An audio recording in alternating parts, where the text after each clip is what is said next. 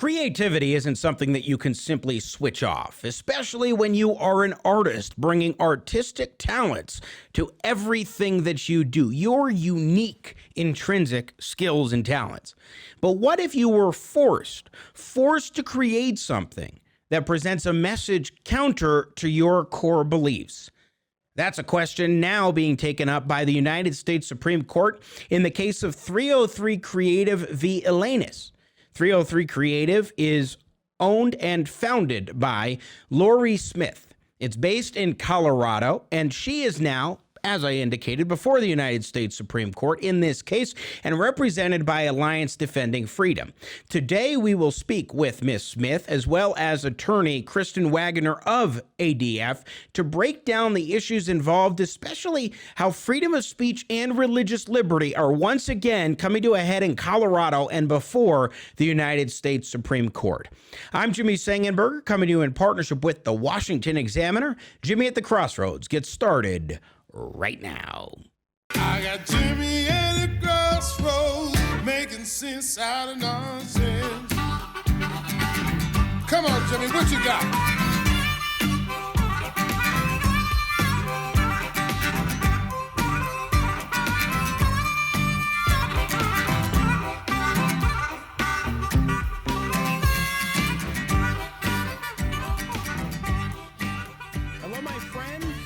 Welcome to another edition of Jimmy at the Crossroads. I'm Jimmy Sengenberger, coming to you in partnership with the Washington Examiner, and it's great to be with you today as we talk about something that, gosh, everybody's thinking about and concerned about across the country, it seems, or at least a growing number of people, and that is the state of freedom of speech and religious liberty in our country, founded upon the principles of individual liberty, freedom of expression, free speech, religious liberty, and so much more that is centered on, again, the word liberty, the word freedom.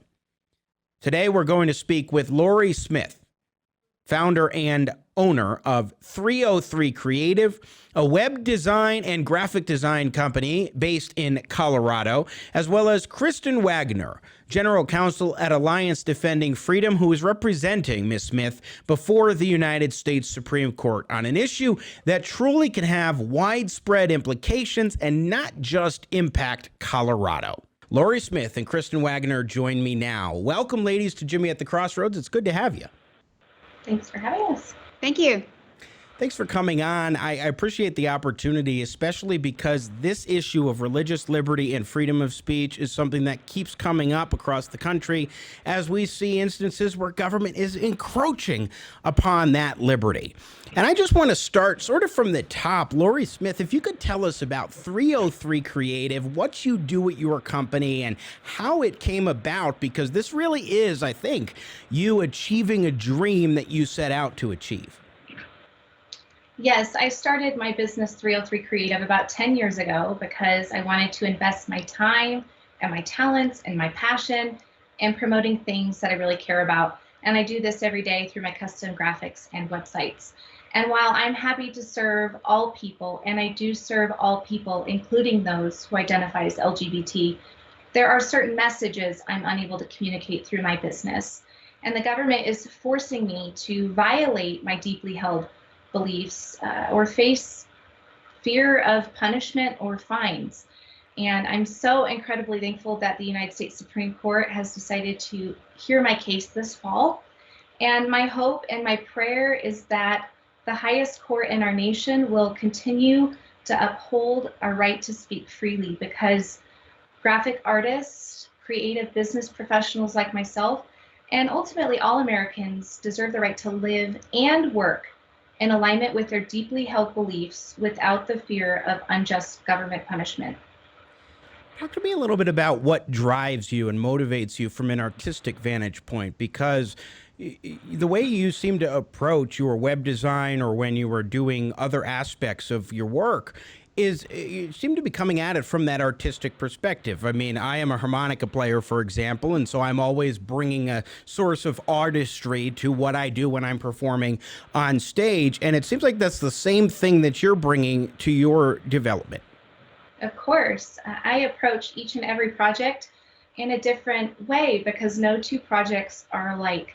Whether a client is coming to me looking for a new logo or a new website, it's important to me before I even begin creating that I get to understand them. Many of my clients are small business owners or leaders of nonprofits in the area, and I want to know why they're so excited and what it is that they love about their business or their nonprofit. So there's a lot of backstory that goes into a website or a graphic before I even begin creating. And then when the creative process begins, much like a traditional artist would use a paintbrush to canvas, I approach my work in a similar manner, but my work is accomplished and created on the computer, not a canvas. So no two projects are the same, and that's what I love about what I do.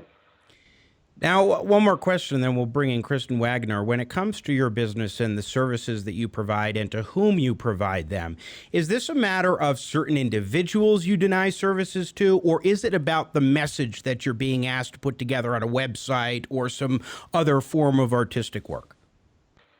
My business, in my case, this has never been about which individuals to work with, but rather which messages I'm being asked to invest my time, my talent, and my passion in promoting and celebrating. And I serve all people, including those who identify as LGBT. Again, Lorie Smith, founder and owner of 303 Creative, joining us. Kristen Waggoner with Alliance Defending Freedom as well, her attorney. Kristen, what are the legal aspects of this case? So what brings you before the United States Supreme Court at this very important juncture? Well, Colorado is one of the most aggressive states to weaponize its laws to try to censor speech, and they certainly are doing that in Lorie's case. As you mentioned when you opened, I think that it also trapped essentially Jack Phillips at Masterpiece Cake Shop, and that case was litigated up to the U.S. Supreme Court as well.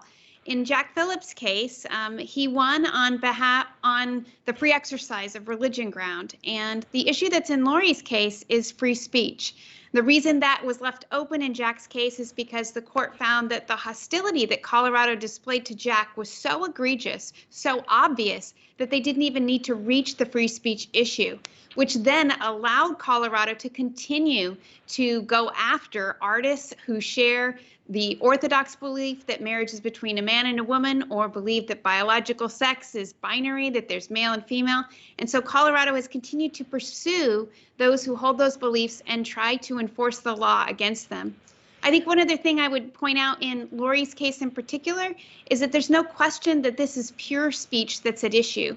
The court is trying to censor what is the written word, as well as photography and visuals that would be on Lorie's website. And Colorado has actually stipulated in court that this is pure speech, that there's no question about it, and that they have the power to do that.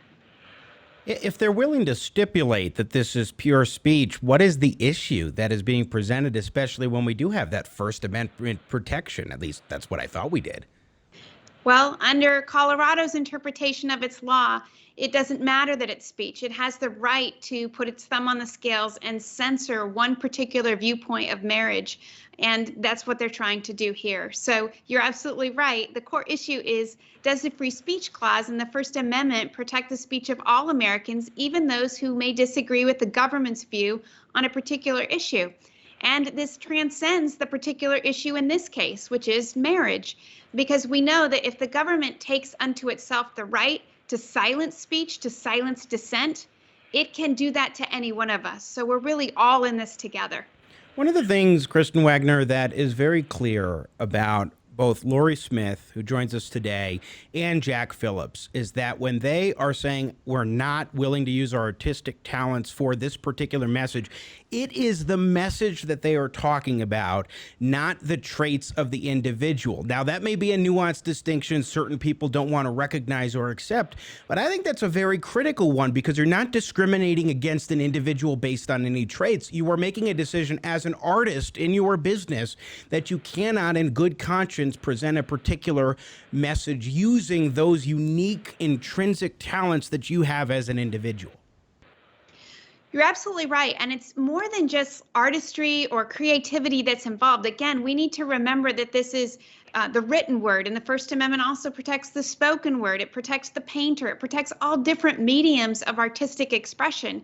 And there shouldn't be a big gaping exception for when the government just decides they don't like the view that you want to express, which is essentially what Colorado's insisting that they have in this instance. And as you mentioned earlier, the issue isn't just limited to Colorado, although Jack Phillips, for example, is on his third case right now. He's still in litigation. But we have seen the First Amendment promises be shattered in other states as well, where photographers have lost their businesses. Baronelle Stutzman in Washington State, had to sell her business, her floral design business. And we have clients right now who are facing jail time if they refuse to create unique, one-of-a-kind messages that would violate their convictions. Lorie Smith, let's talk for a moment, please, about where you come at your work from the perspective of your religious faith, because everybody, whether they may admit it or not, certainly brings particular values to the table when you start a business, when you decide to use your talents for a particular purpose or end. How does your faith come into your business practices and to your artistry? And is it something that you can in any way divorce from your day-to-day work? It's important to me that everything I design, everything I create is glorifying and honoring to God. As a Christian, my goal is to create things that do just this. It is, as somebody who is a Christian, I am unable to separate my work from my creations. My belief, my faith is what encourages me, and the skill sets that I've been blessed with, I look to create things that are glorifying and honoring to Him. So I'm not able to separate my faith from my work. It's who I am. And Kristen Waggoner, I think that's such an important point to bring up, which is why I want to emphasize it, because there seems to be a push among many in secular society to think that, okay, you have the right to worship. We often heard a former president, Barack Obama, say the right to worship, as though that was what the First Amendment was about or protecting. And that separates anything that you do in your day-to-day life from your religious beliefs, as though it's just church on Sunday and then the rest of the week you're able to separate that. And I don't see how people of faith can do that, especially if they are actually trying to live that out, both in their own personal habits as individuals and also in their business practices. You're absolutely right. And the First Amendment gives all of us the right to be able to peacefully live and speak consistent with our religious convictions without the fear of government punishment. And that's what's on the table in this case, is whether Colorado can take that promise away. I think it's also worth pointing out that because this case is focused on free speech, it also applies, and the principles of it apply to those who would be of no faith at all. So a Democratic speechwriter, under Colorado's interpretations in other cities and states, could be required to write for a Republican candidate, or an LGBT graphic designer could be required to create for something that they disagree with. You can even think about a pro-abortion photographer being required to photograph and advertise for the March for Life. These principles have to apply evenly across the board, or really what we no longer will have is a free nation. You have to be able to pursue truth, to explore truth, and to live consistent with the ideas and the answers in which you find it. And that's been a hallmark of U.S. jurisprudence, and it should remain so. Where do you think the Supreme Court is at right now as far as looking at issues of religious liberty and freedom of speech? I mean, clearly they've decided to take up this case again, 303 Creative v. Elenis. That's a big step in the right direction. But what is the attitude, and how do you think you may fare before the court in this case? Well, I'm anxious to get before the court. I have the privilege of arguing Lorie's case and serving as lead counsel, and I had the same privilege in Jack Phillips' case in Masterpiece Cake Shop. And so I'm very optimistic that by accepting the case, the court is ready to deal with the free speech issue. And I believe that we'll win. There's Supreme Court precedent that strongly supports the position that we're taking. We're not trying to change the law. We're simply trying to ensure that the U.S. Supreme Court makes clear to these rogue states that they do not have the power to crush dissent, which is what they're trying to do in these instances. Has oral argument before the Supreme Court been set on the docket yet? It has not yet been set. Our opening brief is due on May 26th, and we expect that oral argument may be sometime in late October or November, but you usually don't know until a couple months before. Lorie Smith, again, owner and founder of 303 Creative. It's not every day that the Supreme Court decides to take on a case. In fact, most cases are not heard, let alone accepted by the United States Supreme Court. What does that make you think and feel as you consider your case and where you were at and the issues that we've been discussing, that now the Supreme Court has said, you know what, we will take this issue up and give it due consideration? Well, this has been a long 5.5-year process. And while there was always the possibility of getting to this point, it's certainly exciting. I'm encouraged, and I'm so grateful to God that He's chose my case to come before the Supreme Court. And I'm encouraged by the opportunity. And you're correct, it is a rare opportunity, and I'm just incredibly grateful. And in this regard, Lorie, what do you think the American people should know about your case and others like it as far as where we are in this particular moment, why it matters that we allow business owners and creative professionals to accentuate messages that they agree with, but to turn down those that they don't? Why is it important at this juncture in this country that we hear your message and that the Supreme Court hears a case like yours? The right to speak freely is certainly worth protecting at all costs. And I think about future generations, and I specifically think about those who might follow me and have an interest in doing what I do for a living and protecting rights for them so that they can live and work in alignment with their deeply held beliefs, whether they're the same as mine or different.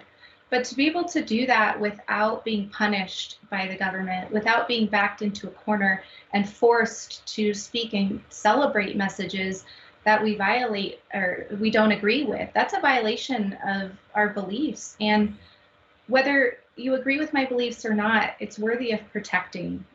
And we'll certainly have that opportunity before the U.S. Supreme Court this fall. Kristen Waggoner, just a final substantive question, then I'll ask each of you for a last word.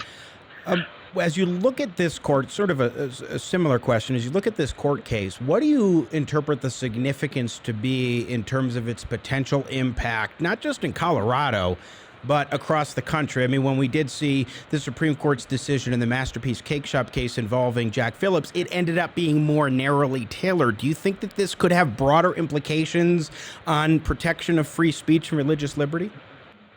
I do. I think it could have very broad implications because we've seen this right be impacted and threatened around the United States. And so we need to have a strong statement from the Supreme Court that revitalizes its jurisprudence in this area, that affirms these basic principles. And Jimmy, I will say one thing we haven't talked about is what the lower court decision said, because it's essential that that lower court decision is reversed. It was a 2-to-1 decision at the 10th Circuit Court of Appeals. And essentially, the 10th Circuit Court of Appeals said that the more unique Lorie's speech is, the more power the government has to compel it. So if you think about it, it means examples like great artists, great speakers, great singers, the more popular they are, the more unique their speech is, the court is saying that the government can actually compel them even more than those who, maybe not be as popular or as well known. And that just sets First Amendment jurisprudence on its head. There's no limit to that. And in fact, the dissent actually called it essentially Orwellian in nature, that it was unprecedented in what the court was saying. So that decision has got to be reversed because it is just so draconian and wrong. I'm so glad you mentioned that, Kristen, because you're absolutely right. I mean, that's stunning that the more unique, the more personalized the speech is, where you have to really use your creative energies, the more the government can compel that speech. It doesn't make sense because, as I just said, you need to actually pull from your creative prowess even more when you're trying to create the most unique product or service or whatever kind of artistic output you're doing. That doesn't make any sense. Well, in compelled speech, when you think about it, when the government is choosing what you must say, that's coming into the core of your soul and betraying your conscience. And the Supreme Court has said that in the past, and they have prohibited the government from being able to force you to convey something that violates your conscience. And all the more here with Lorie, where she's not just expressing someone else's message, she is creating unique, one-of-a-kind speech and being forced to create that speech, to celebrate it, and even to put her name on it. Yeah, that's such a profoundly important thing to keep in mind. Lorie Smith, as we wrap up our conversation, and I so appreciate your time today, is there something else that we haven't touched on, or something maybe that you want to reinforce for our audience? I think I'll mention that there's a lot of misunderstood facts in the case, and I would just encourage your viewers and listeners to visit adflegal.org to really understand the basic facts of the case and to understand what's at stake here. Kristen Waggoner, same question to you.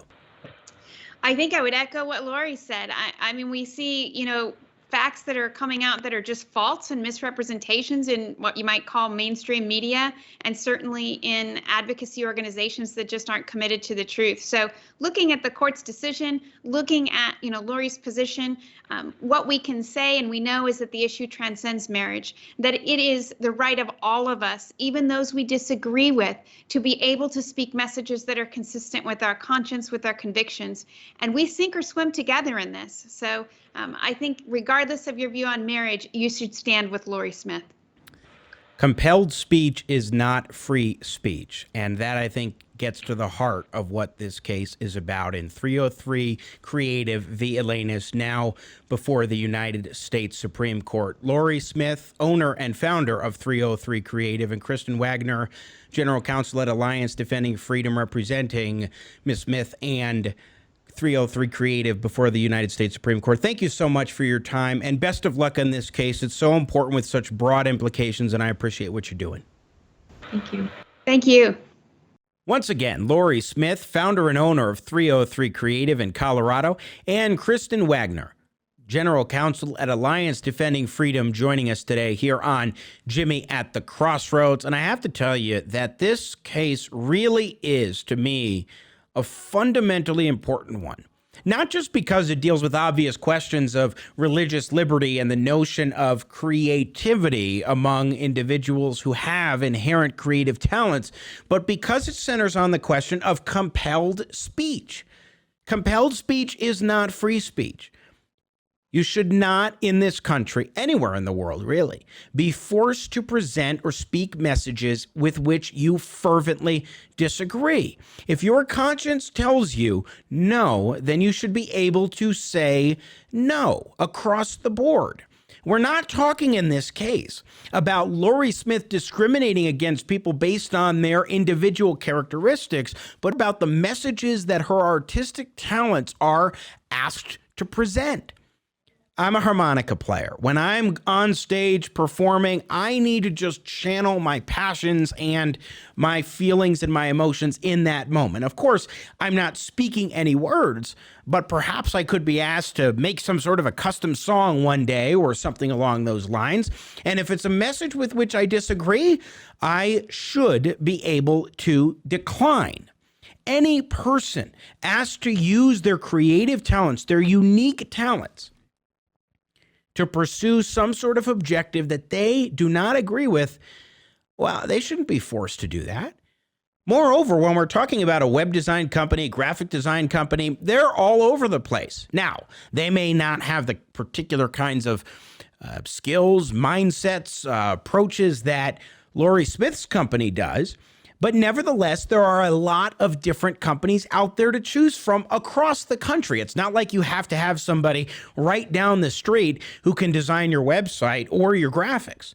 That's not an immaterial or small point, I think, because what it underscores is that you have many other options. It's not like you're just an individual required to go to this particular shop and they're saying, nope, I can't do what you want. Not at all. And so this issue of compelled speech becomes even more central to the question of what Colorado's anti-discrimination law is and whether or not that conforms with the Constitution and its protections, the federal Constitution, and I would say the state Constitution as well. whether those rights are protected or not. I mean, that's really what this comes down to. And compelled speech clearly, unequivocally, is a violation of the principle of free speech and freedom of expression. Lorie Smith deserves to win this case in the Supreme Court. And not only that, the Supreme Court should hopefully present a decision that actually, in their opinion, makes clear that compelled speech is not free speech. These are the rights ensured and protected and guaranteed in the Constitution, and governments across the country, whether in Colorado or anywhere else, have no power or authority to trample upon those rights. Hopefully, this will have long-standing and widespread implications in favor of freedom of speech, free expression, and religious liberty, because at the end of the day, that is what the Constitution is designed to protect at its most fundamental level.